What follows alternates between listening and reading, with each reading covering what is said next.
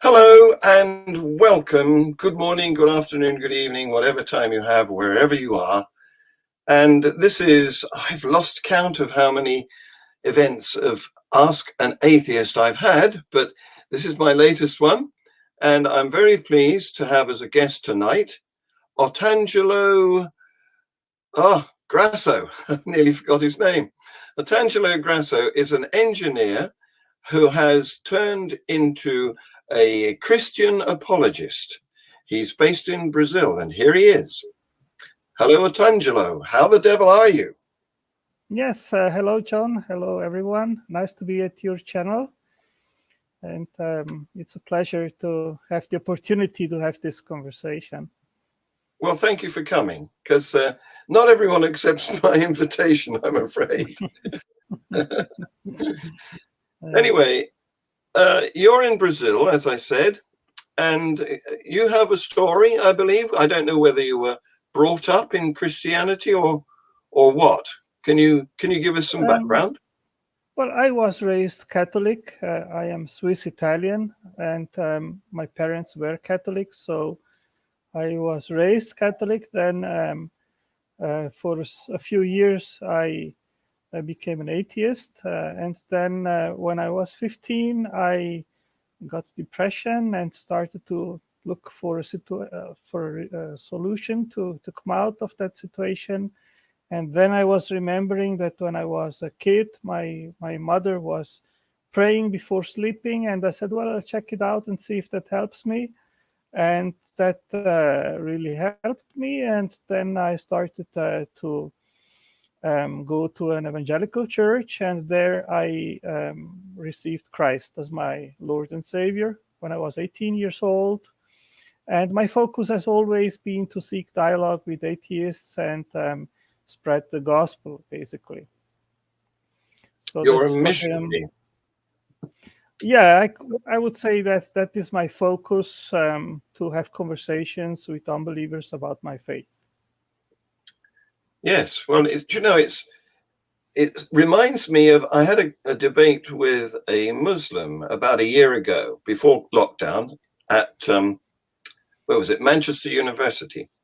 And he had been on a similar sort of journey. He experienced depression and found solace, in his case, in Islam. Mm-hmm. So there you go. It's something that does happen. Yeah. Now, the topic for our discussion tonight is intelligent design, which you are a bit of a famous proponent of, I believe. Well, I don't know if I'm famous. It's up to others to say if that is the case. But yes, I study a lot about origins, biology, evolution, biochemistry, abiogenesis, origin of life, all these topics. Also a little bit astronomy and philosophy as well. Well, famous in the sense of quite a lot of presence on social media. I think that's where we've bumped into each other before, I think. Yes, we have met us, I think, on Facebook, on some groups, debate groups, and we had some interactions previously. Yeah. So we are not new to each other. No, we're not. No, we know each other a bit, indeed. Yeah. Yes. So would you like to give our audience an idea of why you are a supporter of intelligent design? What's the substantiation behind that? I think that intelligent design is an all-encompassing explanation of origins of our existence. It is not like evolution, which just addresses one specific issue, like in regards of evolution, biodiversity, but it basically explains our existence in its entirety and addresses all relevant questions in regards of origins. And it starts with the origin of the universe, with its fine-tuning, with the laws of physics, with the origin of the chemical elements, the origin of life, biodiversity, consciousness, morality, all these main topics. It's basically addressed by positing an intelligence at the bottom of reality, which instantiates everything which we know. Yes, it's a sort of one size fits all explanation, isn't it? If you posit an agent, then all of the mystery is solved. Yes, I would say that anything can be explained, or actually nothing can be explained unless we posit that creator-creature distinction, where that creator is the source of everything which is possible and impossible.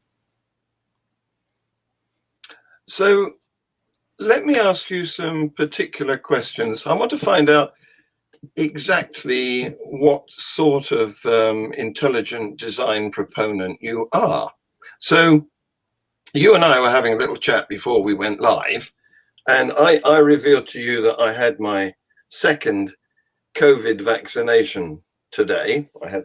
Didn't hurt. It went into this shoulder muscle, and it's supposedly giving me. I had the Pfizer one, and it's supposedly giving me a very high degree of protection against, certainly against death and against severe illness. But there is some question as to whether it's as effective against some of the new variants, like there's one virus that originated in Kent, and there's another virus that originated in South Africa. And they've come along since this vaccine was designed. So it's based on the earlier form, the original China version of COVID-19. So I understand that you haven't had one. I'm afraid that the situation in Brazil is a bit, it's a bit less satisfactory, I think is an adequate description, because well, there are some variations here. There is one which has a mutation which started in the Amazon, and I think 60% of the population here in Brazil, they have one of these variations. But there is a vaccine which they have actually brought into the news yesterday, which has been developed between a Brazilian institute and a medical center in the United States. And it seems that they can actually tune it to these different mutations. So it covers these mutations. Yes, it's certainly possible. In fact, our government has recently announced that people like me will get a top-up vaccine in September. Much like we do with the flu, we get an annual flu vaccine because the flu virus changes every year and continuously, not on an annual basis. And so we need to update the vaccine. Now, the point I want to make is that you obviously accept that viruses mutate. Yes. Yes? Yes. So you don't think that the variants were all created? No. Right. So there is, in your worldview, a place for some evolution. Absolutely. Yes. I think Right. that's undisputed by, I would say, by a large majority. I actually don't even know of any creationists which would deny that evolution up to a certain extent is a fact. So the next question is, if you accept some evolution, but not maybe all evolution, where do you put the boundary? How much do you think has legitimately evolved, and how much do you think required the intervention of a creator agency? Okay, I think there is no scientific answer to your question, John. But what I understand based on my investigation is that adaptation up to a certain degree, in order for even the simplest life form, even when life started, is actually essential. If life cannot adapt to the environment, then life is actually not possible. So I would say that even if there was, let's suppose, a last universal or a first universal common ancestor, a first life form which started everything, that life form already had to have inbuilt mechanisms like shock proteins, which are required, and others which permit um, uh, for life to adapt to the environment. And the question about the large differentiation of organisms, which the position by proponents of evolution is that there is no boundary, that these mutations gave rise to all kinds of different life forms which we know here on Earth, starting from a common ancestor. This is actually the big issue in question and where all the dispute is. Basically two. One, the claim that all life forms started with one universal common ancestor. And the second, that it gave rise to all biodiversity known on Earth. And this is what we dispute. So you're accepting that evolution has proceeded from a very early and lowly beginning and has given us the current diversity of life? Oh, I would say that microevolution would be better described as the ability of organisms to adapt to the environment. That goes to the extent to certain life forms be able to split. That would be secondary speciation, where they cannot interbreed amongst each other. But that doesn't mean that primary speciation is also possible, which would be the case that from some niches of these species which are split, then completely different organismal forms could emerge, like the rise of eyes, of limbs, of ears, and so forth, and multicellularity, the split from prokaryotes to eukaryotes, all these big changes. There we put the question mark. And there I believe that a creator is actually a better explanation, which created the different kinds or species from the beginning, but with the ability each species up to a certain limit to be able to vary, even to speciate, and to adapt to the environment. Wow, now that's quite different from a lot of creationists, intelligent designers, because many of them don't allow speciation. They consider the species to be fixed and only to adapt to improve their design or their anatomy, morphology, physiology.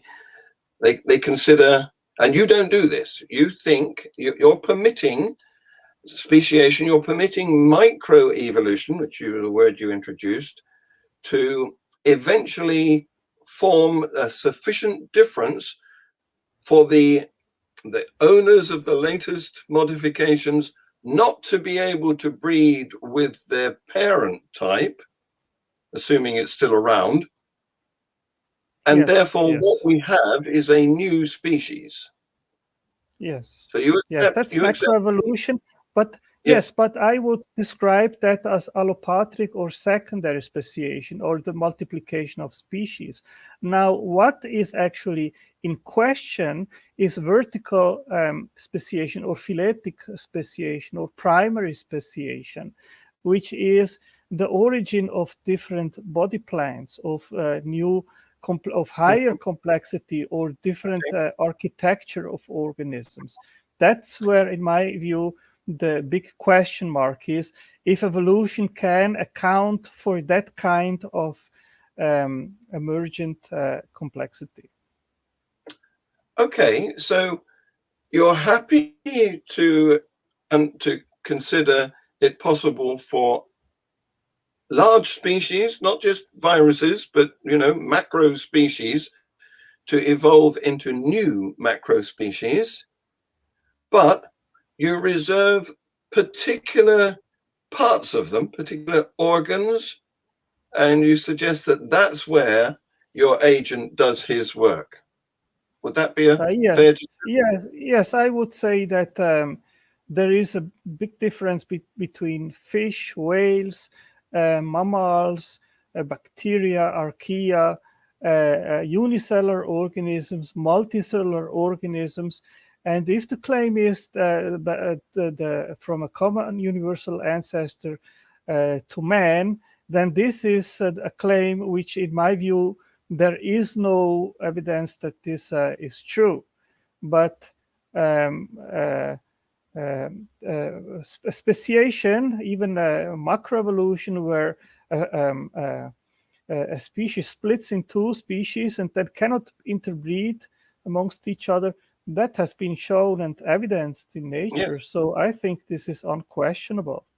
Yes. But that doesn't remove the claim that God is necessary to actually start creating the different species, that man didn't evolve from a common ancestor, an ape-like ancestor, and these kind of assertions.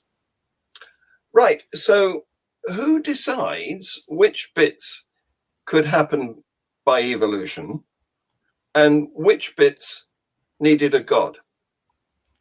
I think even amongst proponents of evolution, there are big question marks in regards of the distinction of species. And sometimes there is no boundary or clear boundary. So I don't think that we are able, neither proponents of evolution nor we as creationists, that we are able to make clear distinctions in regards of that question. Well, you're absolutely right. There is no hard and fast definition of a species. And Yeah. there can't be, because there is no static nature to the diversity of life. It's all changing all the time. Even ourselves, we're evolving. Just like the virus, it's relentless. Change is the norm. Stasis, staying the same, is not the case. So, Well, I would actually disagree with you here, John, because, for example, the oldest life forms known, and I am certain that you know this, are cyanobacteria. And cyanobacteria are claimed to be 3.5 billion years old, very close to the origin of life, and supposedly have not changed in this time period. And of course, that would be something which refutes the claim that things always change. And we have many examples of life forms which we see today, and we see them also in the fossil record. And supposedly their architecture has not changed. So, yeah. well, that's a good point. If you take, for example, the woodlouse has been around for millions of years, and it hasn't changed perceptibly. Of course, it might have changed imperceptibly, but the point is that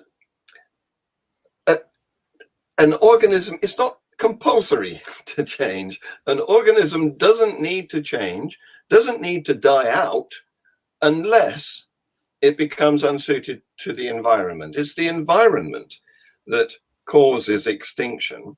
And the fact that the cyanobacteria are still around 3 billion years after they first appeared just means they're good at their job. There's no reason, nothing has managed to kill them off yet. Well, it's incredible that you see cyanobacteria in basically every environment, even in the desert of the Sahara. Yes. So they are enormously fit to adapt to whatever environment that you posit, and they are in rivers, in the oceans, in the mountains, wherever you look, you have cyanobacteria. They are a very successful group of organisms. It's true. Yeah. Yeah. But the reason they are still around is not refutation of evolution, because it just means that their environment hasn't put them under any particular pressure yet. They live in a situation. You know, I think that cyanobacteria are very remarkable bacteria because their complexity is absolutely staggering and enormous, and we have their complexity right at the beginning of the of life, you know. And Yes. I mean, they do photosynthesize, Yes. and if you have studied photosynthesis, then you know that it is one of the most complex biochemical pathways known. And they have also nitrogenase. They fix nitrogen and transform it into ammonia to make ammonia available to the basic building blocks of life. And these are actually two biochemical processes which should not be together in the same life form, because photosynthesis produces oxygen, which shuts down nitrogenase. And then you have to ask yourself, well, how then did it evolve photosynthesis if it would kill the organism bacteria? And these are questions which are open questions, actually. Well, yes, photosynthesis was a large part of my first degree, in fact, many years ago. And the reason that they can evolve oxygen is because it's liberated. You know, it's a poison that they let go of so that it doesn't. It is the byproduct of the process. Now, Yes. I mean, the question is, how did oxygenic photosynthesis evolve? And if you ask Robert Blankenship, one of the experts in the field in regards of that question, then he will say, well, it's a little bit mysterious. Well, Science yes. doesn't have a good answer to that. And I mean, if you go and check the oxygen evolving complex, and then you have there four proteins, and you have the cofactor in the middle, which is very complex, which uses molybdenum. Mm-hmm. And they have made a knockout experiments, and they have stated that each one of these proteins is actually necessary. And if you knock them out, then oxygen will not, the function will be lost. And then you have to ask yourself, well, how did it evolve if the individual proteins by themselves have no function, if they only function and work in a joint venture with the other proteins, with the cofactor, which is necessary as well? And how did this evolve? Well, I can see your puzzlement. And yes, science doesn't have all the answers. We don't claim to have all the answers to all the questions yet. There are still mysteries waiting to be solved. In fact, we like to think that we leave the claims of solved mysteries to you creationists who appear to know stuff that we don't. Well, that's why I consider that creationism is a more case adequate explanation of these issues and mysteries to which evolutionary biologists have no answer and put a question mark on it. Yes, but a question mark indicates a question. It's not an answer. You're claiming that you know the answer, that your God, the Christian God, did it. What evidence do you have for that? Okay, so let me give you an analogy here. Okay, you know that photosynthesis. I'd rather have some evidence for your claim that your God did it. Okay, not an analogy. So yeah, but I think an analogy is a good illustration to the point I will try to make. Okay, so let's suppose that photosynthesis is analogous to a photovoltaic system where we catch solar energy and then transform it into electrical energy, which is stored in the batteries to then be used for our consumption. Okay, So in order to have that photovoltaic systems, you need 5 functional parts, starting with the solar panels, and then in the end with the battery, right? Yes, but what you're doing now is you're telling me that you need a number of components to complete a process. That is not evidence that your God did it. No, but I would say that it is evidence that a designer was necessary, and let me come to the point why I believe that. Okay. The only evidence Let me come to it is the only thing. The only thing that is evidence for is that we don't know how it originated. You're making a non sequitur. I will come to this. I will come to You're this, making and a I will explain to you. I will try to explain to you why I don't think that this is not non sequitur, but that my inference is logical. Okay, so what is the equivalence to our solar panels in our human-made photovoltaic systems in photosynthesis? Well, it's the chlorophyll, but let me make an analogy now then, if we're into analogies. Come on a journey with me into the past, okay? Okay. Once upon a time, we thought the sun went round the earth, that the sky was a dome over a flat earth, that the stars were spots of light, and that rain fell through holes in the sky dome. And the evidence at the time seemed to support that. We believed at the time that it was all the work of a creator God. Since then, more evidence has come in, and we now know, thanks to the development of telescopes, for example, that the sun doesn't go around the earth. In fact, the earth goes around the sun. And we know how rain is generated, and we know that the stars are not spots of light, they are actual suns that are billions of miles away. And so my analogy says, how is your claim different from that earlier ignorant claim? Well, that has shifted towards, for example, the understanding that the origin and formation and fine-tuning of the solar system requires fine-tuning. And in order to have that stability, you require a fine-tuner. Well, you don't necessarily. The point, you seem to have missed my point. My point was that back in those early days, we didn't know the explanations for these mysterious observations that we made.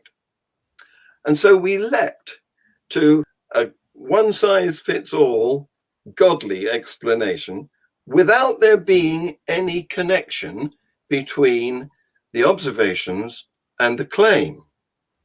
And I contend you are doing exactly the same thing. It's just that we've moved on a bit from, our real ignorance, and we know quite a lot more stuff now, but you're still finding areas of ignorance that you are claiming are done by your God without any connection. Parallel analogy.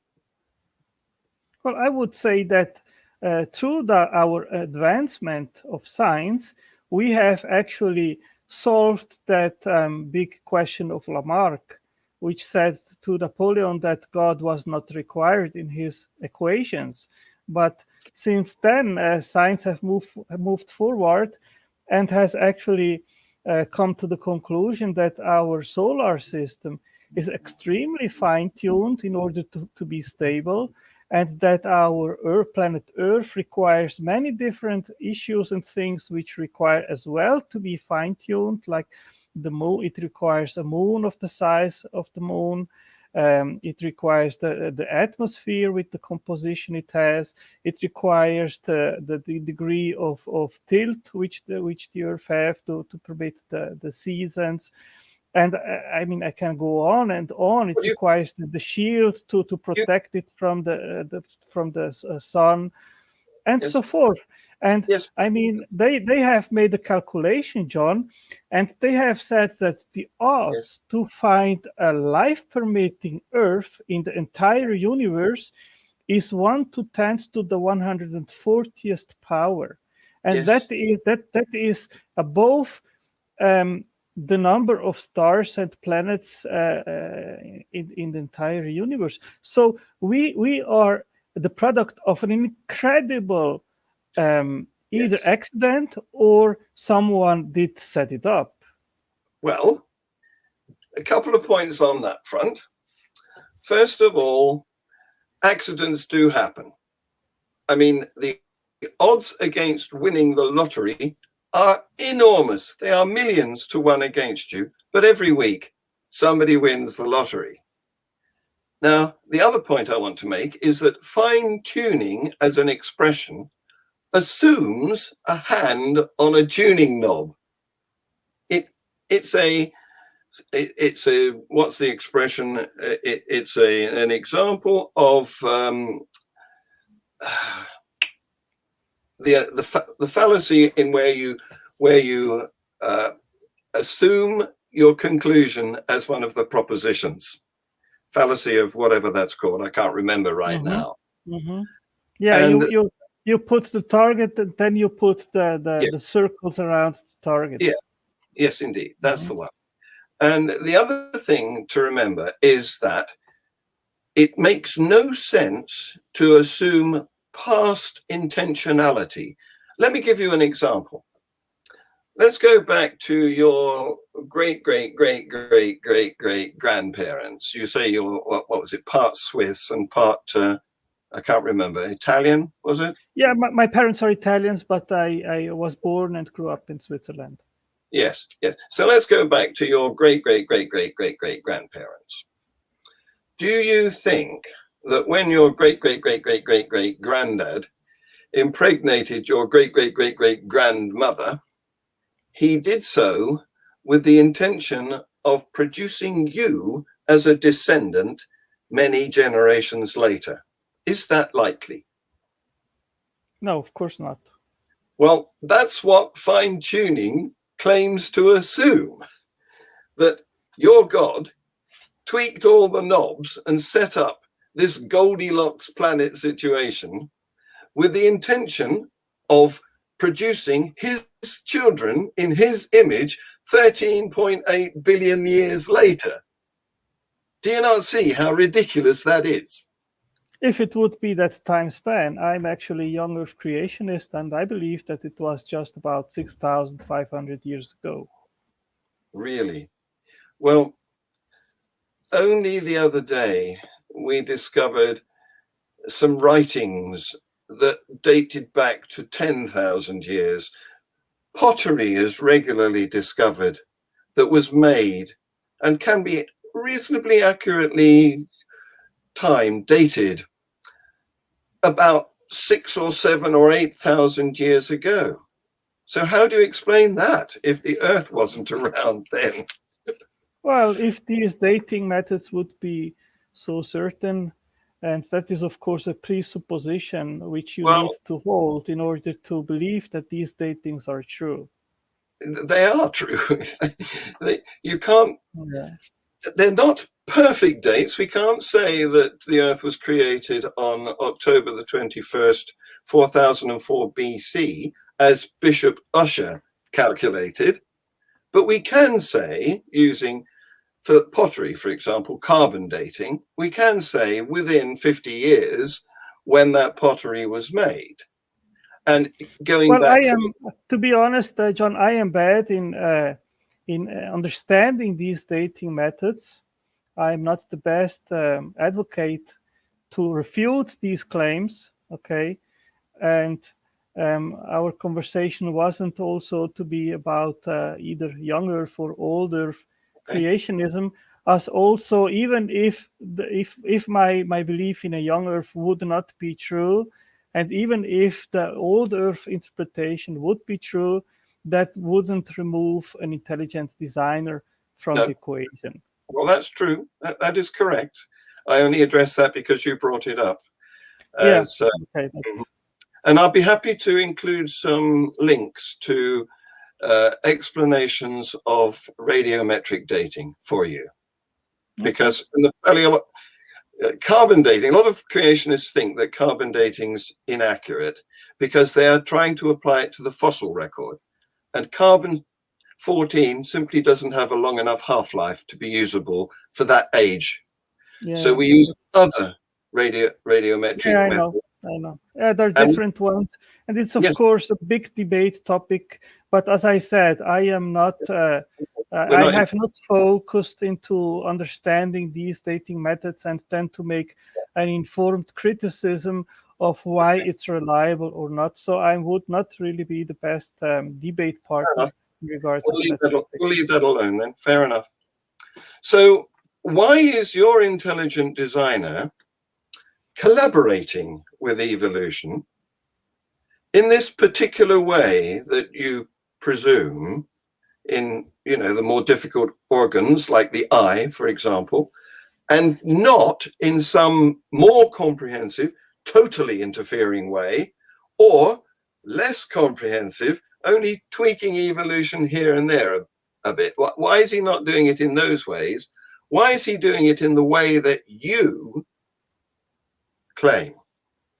Well, first of all, as I said previously, I think that adaptation is life essential and already pre-programmed in it and inbuilt even in the most simple organism in order for life to be able to adapt to the environment and eventually even speciate up to a certain limit and degree.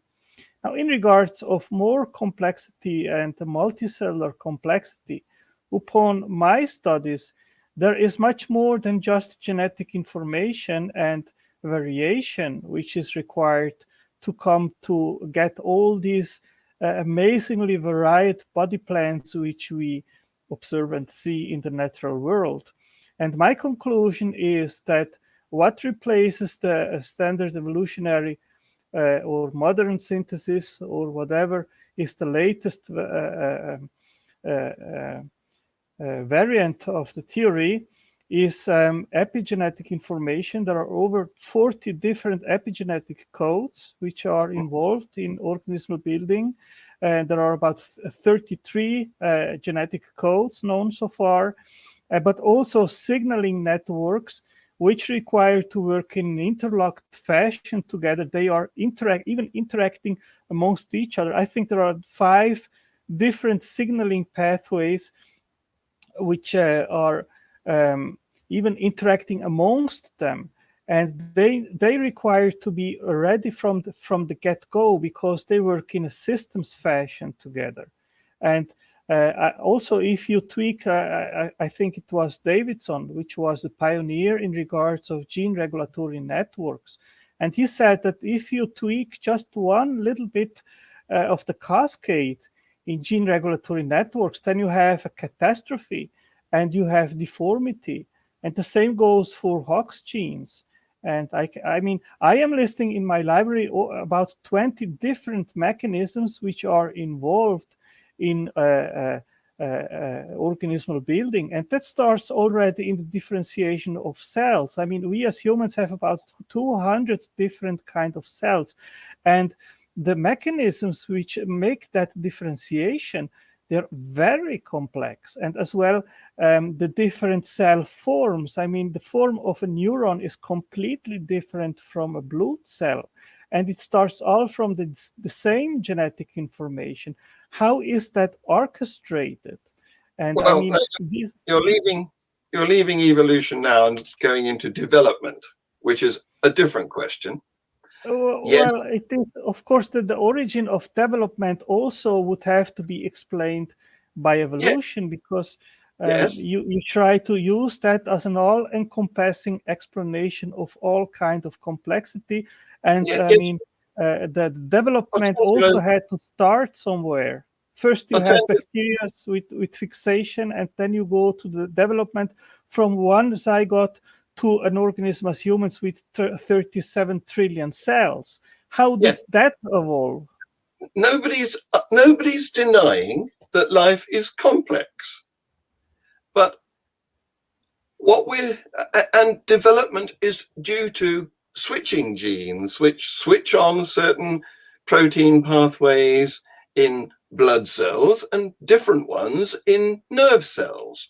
That's well known, that's well understood. But what's going on here is you are saying this is unbelievably complex, therefore my God done it. And that's not a valid conclusion. What you're doing there is known as the fallacy of personal incredulity. Just because you can't imagine how these complex processes evolved, it doesn't mean that there is some intelligent designer tweaking them. Well, of course, if you want to have an all-encompassing naturalistic explanation of biodiversity, you have to go back to the origin of life. And I like to talk about abiogenesis and the origin of life because there is a much more clear distinction in regards of the mechanisms. Because when we are talking about evolution, John, then of course the component evolution as an explaining factor comes into the picture and into the game. And granted, it's currently an unsolved mystery. We don't know. Okay, so I like to talk, John, about issues in regards of origins where we can draw a more clear line and where we have a clear contrast between the possible mechanisms. And when we talk about biodiversity, then of course evolution is a main issue as a possible explanation of biodiversity. But when we go further back to the origin of life, I mean, in order to have evolution, we need DNA replication. But when we go back to the origin of life, we don't have yet DNA replication. That has also to be explained.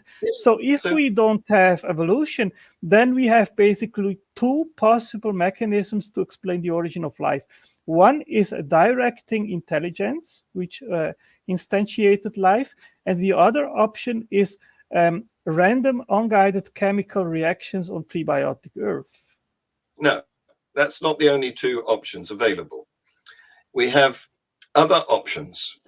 We increasingly think that chemistry organizes itself into complicated molecules, and there's a gap at the moment. We can't bridge that gap now, and we're happy to admit our ignorance. You know, we're not the ones making any claims of knowledge here. We don't know how life originated, but it's very unlikely, given that all the mysteries that we have solved, and you and I are using the solutions to some of them right now, because they've produced microprocessors and fiber optics and all the sorts of things that we need to have this conversation.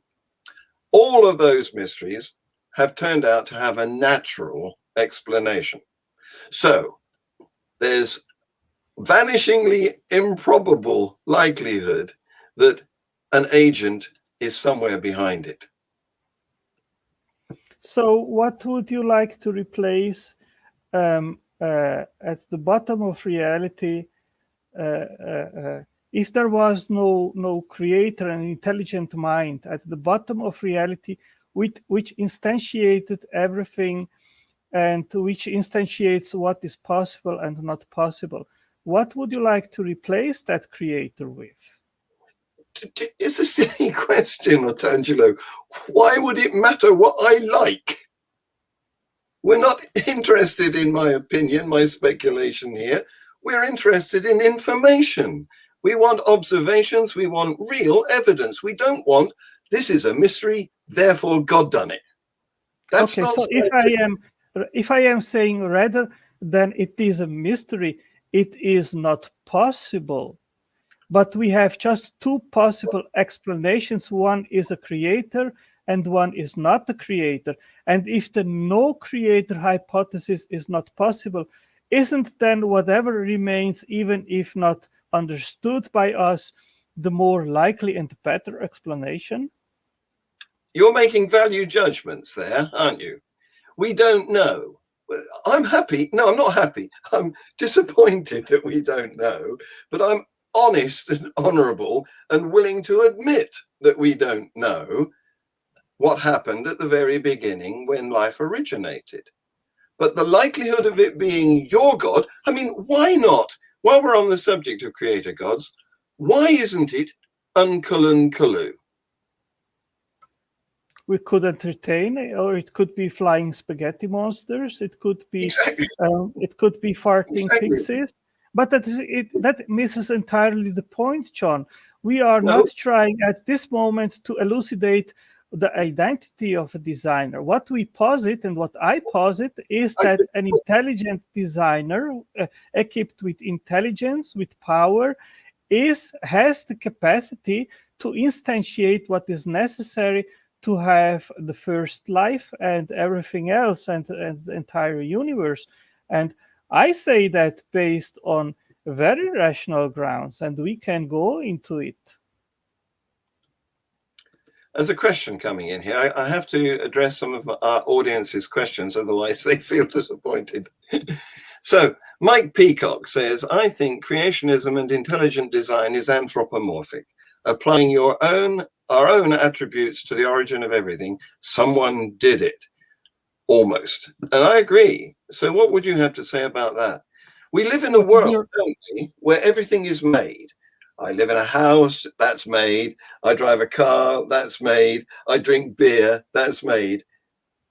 Almost everything we come into contact with, except perhaps the Brazilian jungle, which you may know better than me, has been made by intelligent designers, us. So it's very natural. No, the Brazilian jungle wasn't made by us. we are not the creators of trees and animals there and so forth. So good.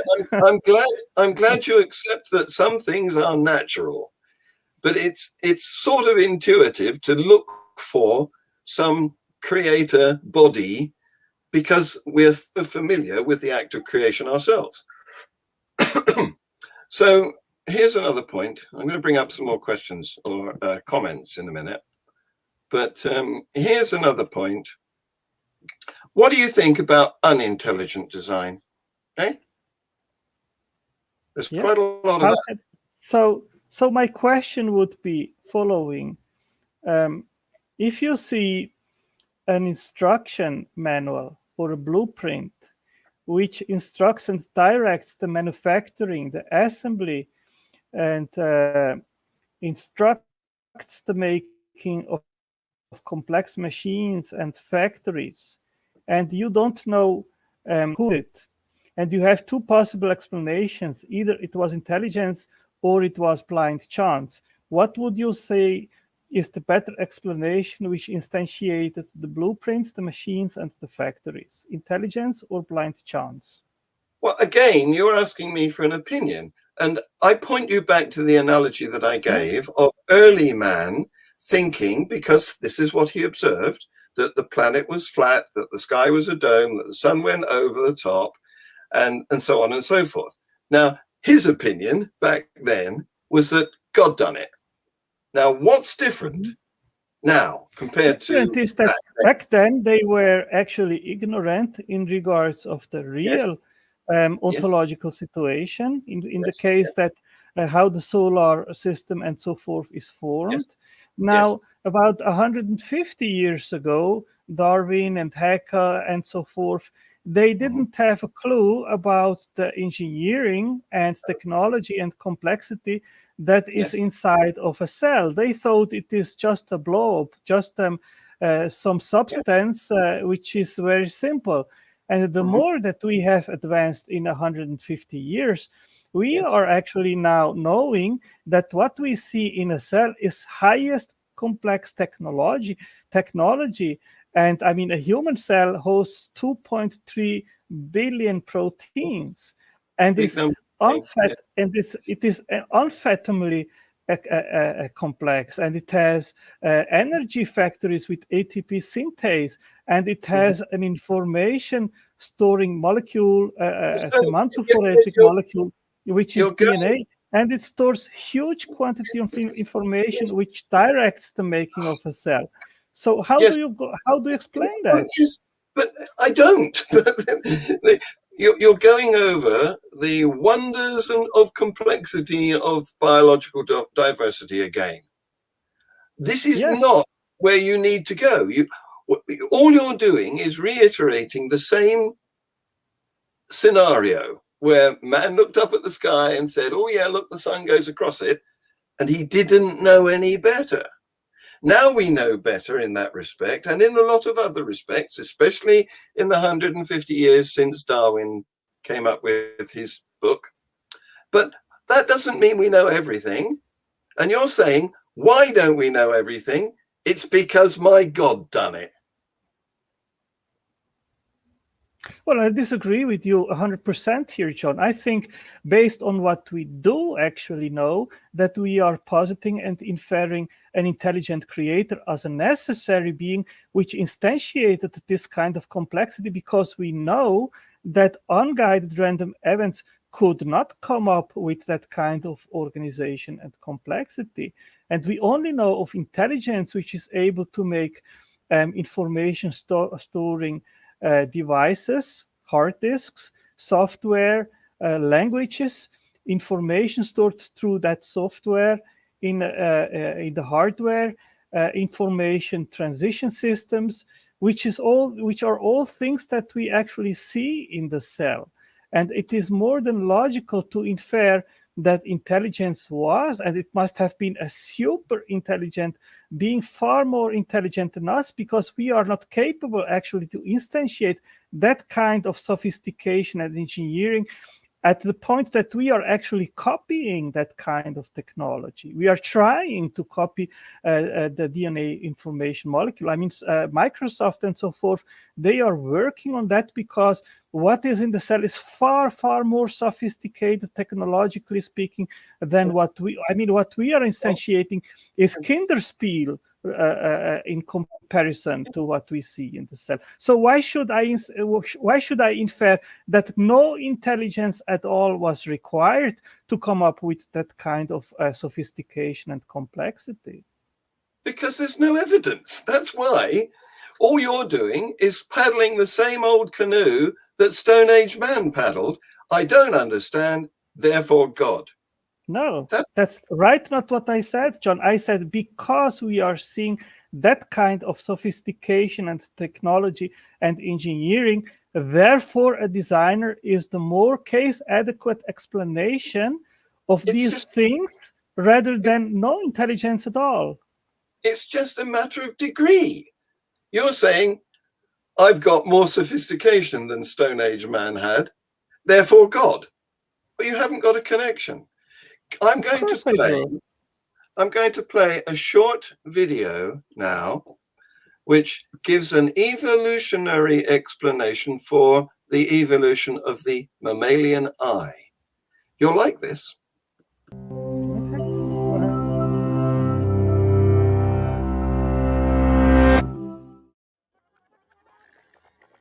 The human eye is an amazing mechanism, able to detect anywhere from a few photons to direct sunlight, or switch focus from the screen in front of you to the distant horizon in a third of a second.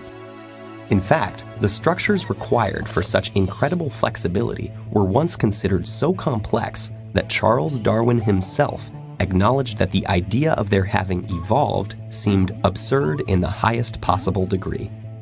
And yet, that is exactly what happened, starting more than 500 million years ago. The story of the human eye begins with a simple light spot, such as the one found in single-celled organisms, like euglena.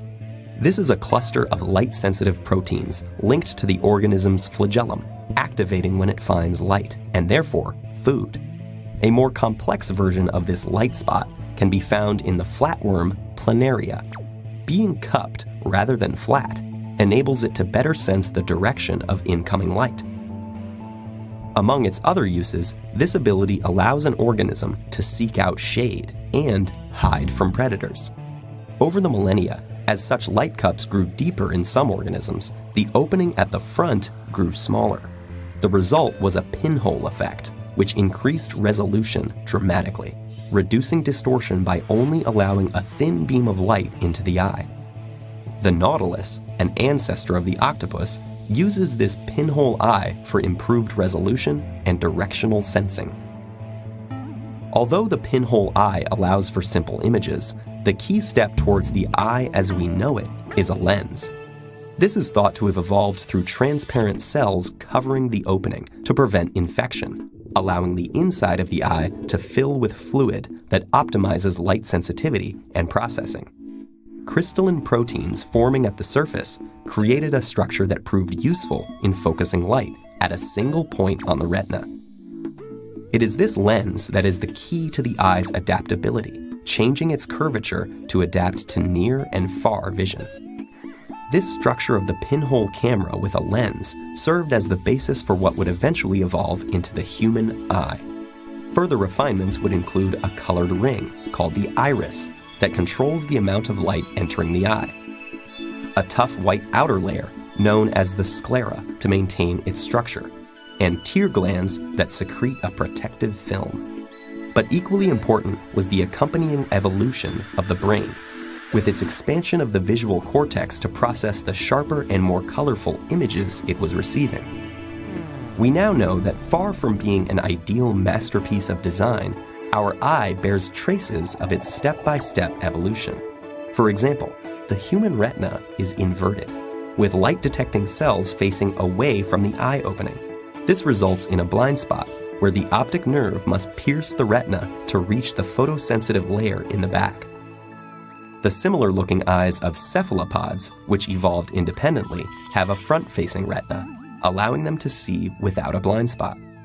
Other creatures' eyes display different adaptations. Anableps, the so-called four-eyed fish, have eyes divided in two sections for looking above and underwater, perfect for spotting both predators and prey. Cats, classically nighttime hunters, have evolved with a reflective layer maximizing the amount of light the eye can detect, granting them excellent night vision, as well as their signature glow. These are just a few examples of the huge diversity of eyes in the animal kingdom. So if you could design an eye, would you do it any differently? This question isn't as strange as it might sound. Today, doctors and scientists are looking at different eye structures to help design biomechanical implants for the vision impaired. And in the not-so-distant future, the machines built with the precision and flexibility of the human eye may even enable it to surpass its own evolution.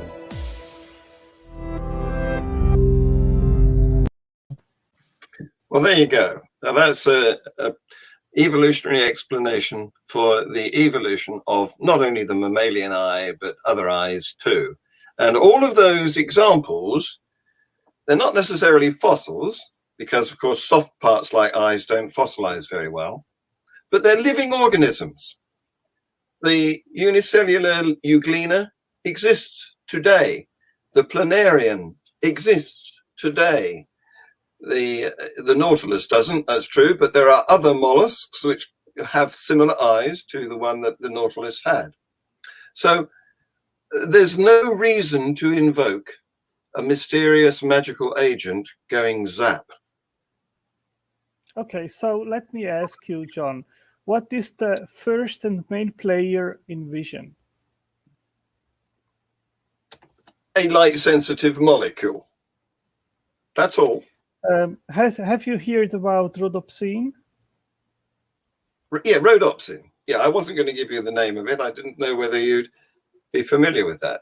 And of course, you need a vitamin in order to replenish it. Okay. Do you know what rhodopsin is made of? I used to. I've forgotten now, but it's related to vitamin A. Okay, rhodopsin is made of opsin and retinal.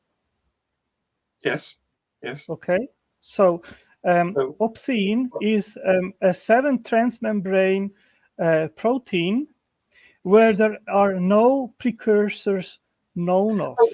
So you see what you're doing here is you're ignoring all of that progression that the video has just demonstrated to you. You're picking on this minute little bit that we don't know yet. And you're saying, well, I'm going to dismiss this mountain of knowledge because of that minute speck of ignorance, and saying, therefore, my God done it. And you can't get out of saying, by saying that I'm not trying to name the God, because you told us at the beginning you're a Christian apologist. You don't support, and what's his name? And I've forgotten his name now. the South African creator God, whose name is where's it gone?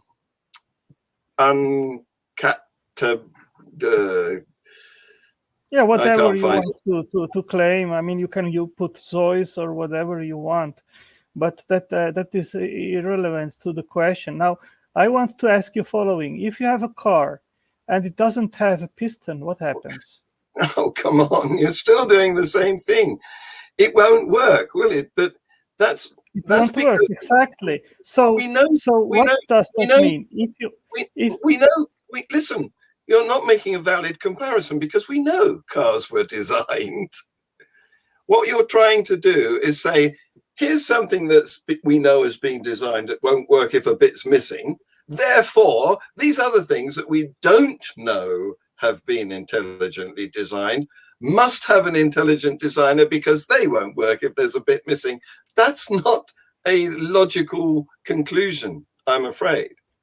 Okay, so you agree that design is a possible explanation, right? I can't rule it out. Good. I can't rule out. I can't rule your God out. So there must be a contrast of things that there's no must. There's no must about it. Let me finish, please. You agree that there are things which intelligence can do, which unguided random events cannot do, right? Yes, it would be foolish to disagree with that. But that's not going to help you, because you are still trying to shoehorn your God in under all of these things that we know are natural. And you've accepted that some things are caused naturally. I mean, what about this volcano that's started erupting on Iceland at the moment? That's natural, isn't it? Or do you think your God is turning the wick up on the volcano? Well, John, maybe we are just moving here goalposts from one issue to the other. In order to have some productive conversation, I would suggest that we stick maybe just to one thing and dig a little bit deeper. You just admitted that there are things which only intelligence can do, which non-intelligence can't do, right?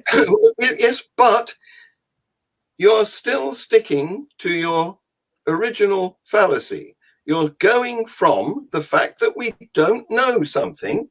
It's a mystery to us. Doesn't matter how sophisticated or complex or simple it is, that's irrelevant.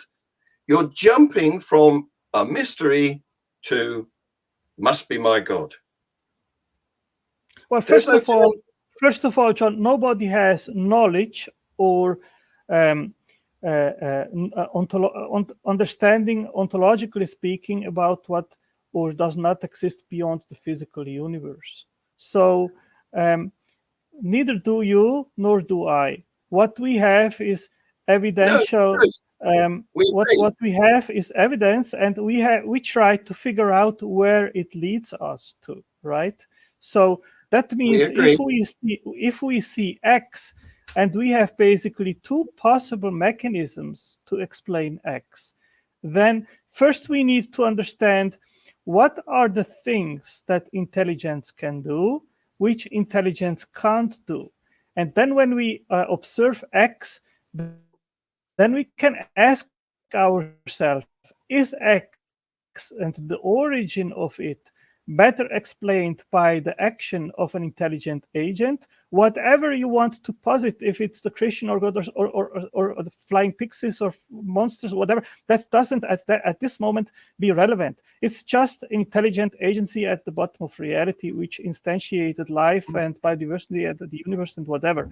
Now, the issue here is, what is it that intelligence can do, which non-intelligence can't do?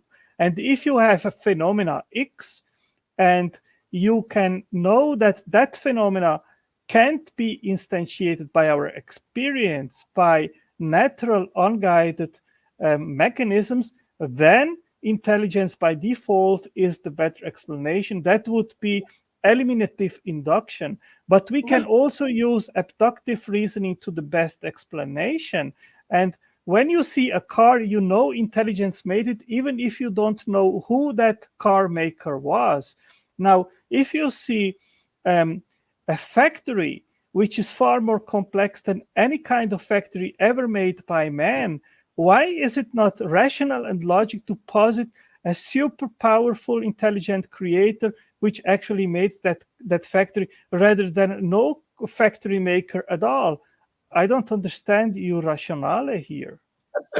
Well, you can posit what you like. As you said, it could be flying pixies or I can't remember his name now, the South African creator god. But positing is not a conclusion. You're just imagining your preferred explanation.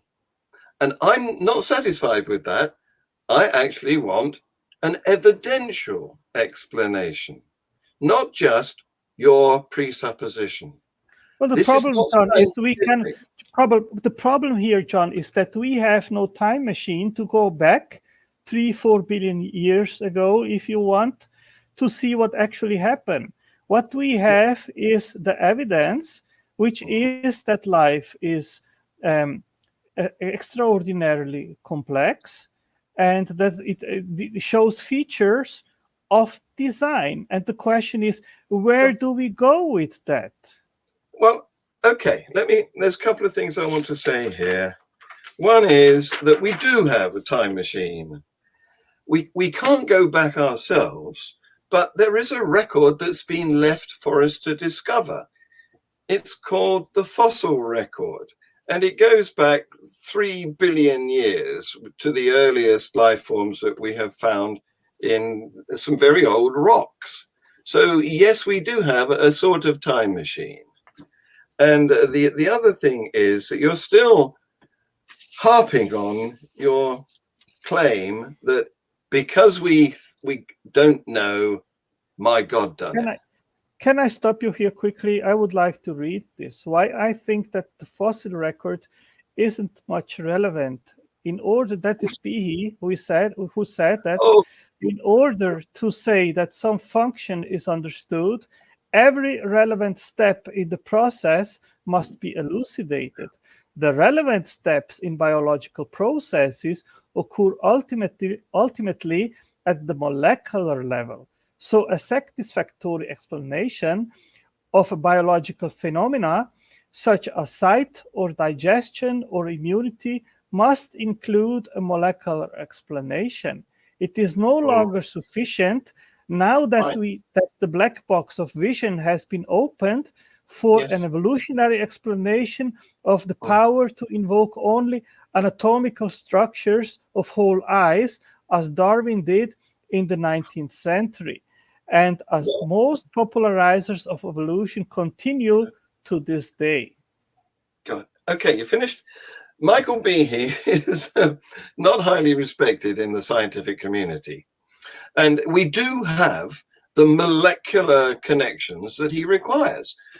DNA is found in complicated creatures like you and I, in plants, in yeast, in cyanobacteria, the same 4 nucleotides. It's all there in living examples, varying from very simple organisms to extremely sophisticated ones. There's his evidence that Evolution. Okay, let me ask you a question here, John. How were the 4 nucleobases chosen on the prebiotic Earth to compose the first RNA or DNA strands? I don't know. Nobody knows. But that doesn't mean that your God done it. Do you not see this? I disagree with you, because I think that a selection process requires always someone which selects basic building materials for specific purposes. And that's what we see, for example, in regards of amino acids. We know that only 20, in some cases 22 amino acids are used in life to make proteins. Now, science claims that prebiotically there were over 500 different amino acids laying around prebiotically. Now, my question to you, John, is if there was no selection process there to select the 20, well, would you say there was no selection? Who says there's been no selection process? Well, what kind of selection process would you like to posit? The mechanism of evolution is selection. But there was no evolution prebiotically, John. How do you're making another claim? No. Why? Where? How can you say that? Listen, we've got evolution depends on DNA replication, which wasn't there prebiotically. So there is a mystery about what began. At the moment, we don't understand. We're investigating, and we're going at it from 2 ends. We're trying to stitch together inorganic molecules to make organic molecules, and that's working. And we're also trying to start with some simple organisms, remove their DNA, manufacture artificially, synthesize some DNA, and insert it into them in place of their original DNA, and see how that works. Whether that's engineered that's engineered by intelligent agents, by fervent and so forth. But there was no intelligent agent prebiotically around to do that. Granted. And worse than that, there was no bonding mechanism to bond amino acids together. That is today done by the ribosome. The ribosome was not around there to bind amino acids. I know the ribosome is a complicated thing, and I know you and I don't understand how it came about, but it still doesn't mean your God done it. Why not? And because you can't say A is a mystery. I wonder what the answer is. I'm not saying that, John. I'm sorry, but you are strawmanning my argument. I am not saying because we don't know God. I am saying because we know how complex life is. I say because we know that life stores instructional assembly information, because we know that proteins are like machines, because we know that cells are factories, because we know that neurons are computers, because we know that ATP synthase is an energy turbine. Therefore, an intelligent designer is the most case adequate explanation. So you're making a list of complexities that we understand, and saying that, therefore, this remaining mystery that we don't understand means my God done it. Go to bed. I've got a child here. Yeah, my daughter. Yes. Yeah. Yes. Yeah, go ahead. She's lovely. Anyway, I've got a couple more questions that I have to put up here because these people like to see that they're being treated nicely. So here's an interesting question. Becky Deman says, what animals can change their sex? And is there any examples of homosexuality in the animal kingdom? Well, I'll answer that. Yes, there are some animals that change their sex. I can think of the slipper limpet, which starts as a male and as it grows, they stick together, one on top of the other. You can find their shells on the beaches right down the road here, 10 minutes away. And they start out when they're tiny as males, but as they grow, they turn into females. So yes, there are animals that can change their sex. And are there any examples of homosexuality in the animal kingdom? An enormous number. It's very common. But Becky, you're not really on topic here. So I'm going to spare Otangelo that question. Fossil evidence. Fossil evidence was planted by scientists, and of course everybody else on this incredible scan, apart from the young Earth creationists.